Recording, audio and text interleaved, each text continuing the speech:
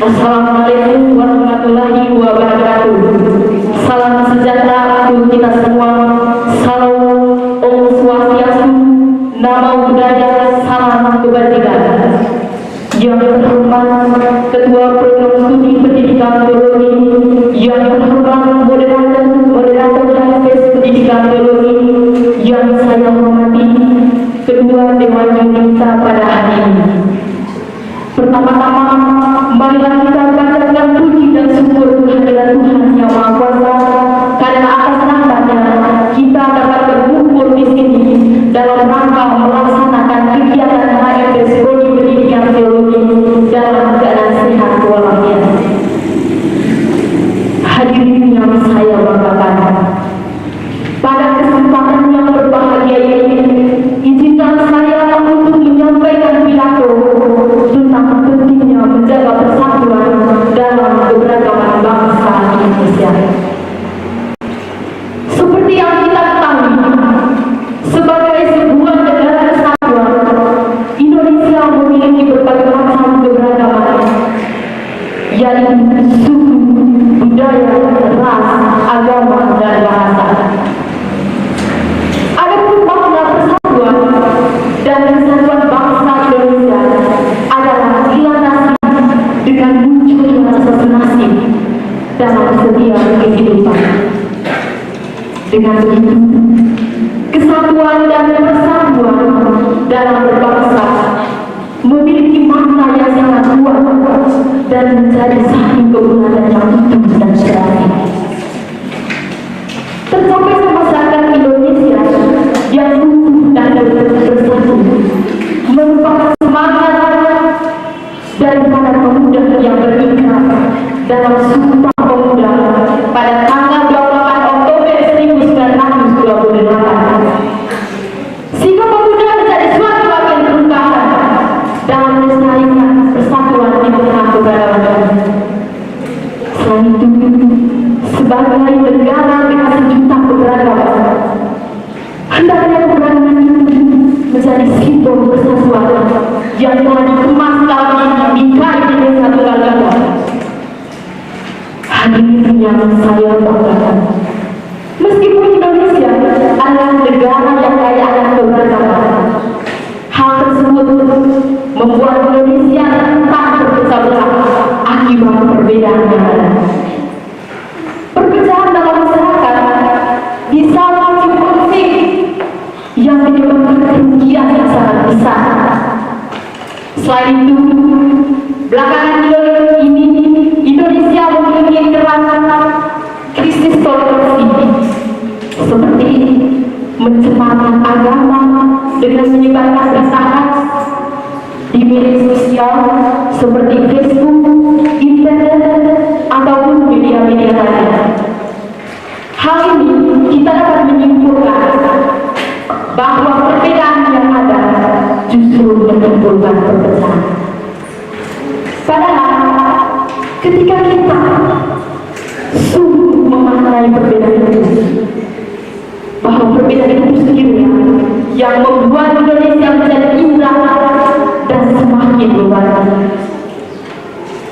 Selain itu, setiap hari kita menemukan bangsa ini dihantui keagungan yang hanya menganggap keyakinan baik itu suku, budaya, ras, agama, dan bahasa adalah sesuatu yang paling penting ketimbang keyakinan lain, serta adanya sikap membedakan jabatan antara yang tinggi dan rendah sehingga terjadinya perpecahan antar golongan.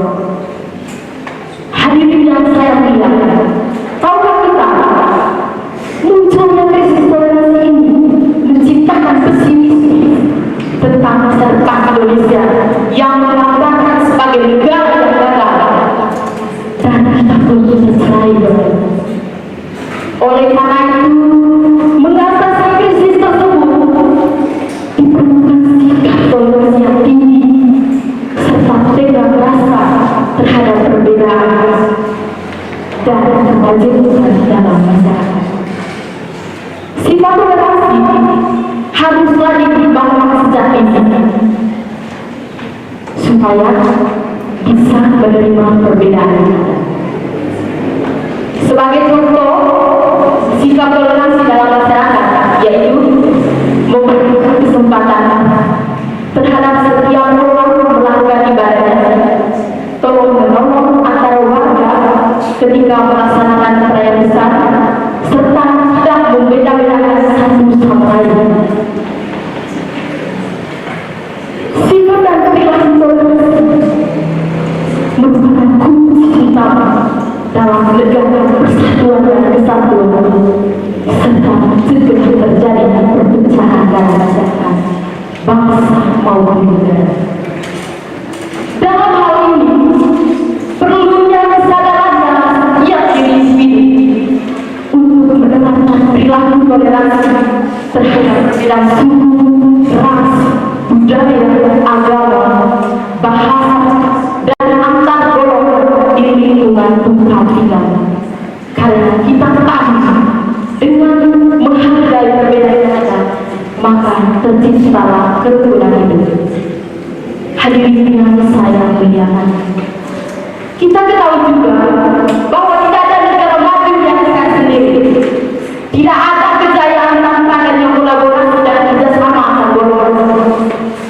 Negara maju adalah negara yang mampu menjadikan suatu perbedaan sebagai kekuatan untuk menjamin keutuhan bangsa yang kuat dan kokoh.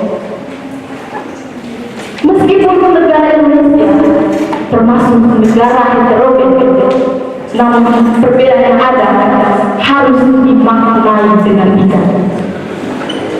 Jangan menjadikan perbedaan sebagai alasan untuk menjadikan kita lemah, ingin menang sendiri, ingin bersikap tidak adil, melainkan bagaimana tindakan kita untuk menjadikan perbedaan sebagai suatu yang indah dan cerah.